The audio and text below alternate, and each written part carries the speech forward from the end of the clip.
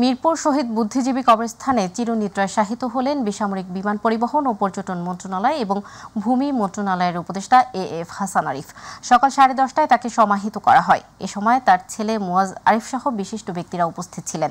এ সময় উপস্থিত ছিলেন শিল্প উপদেষ্টা আদিলুর রহমান ও স্বরাষ্ট্র উপদেষ্টা লেফটেন্যান্ট জেনারেল অবসরপ্রাপ্ত মোহাম্মদ জাহাঙ্গীর আলম চৌধুরী।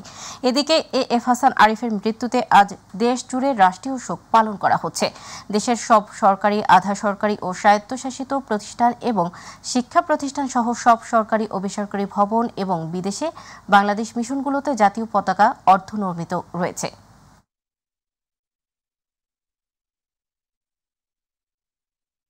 আইনজীবী হিসাবে উনি কিরকম সেটা তো বাংলাদেশ মানুষ সবাই জানে।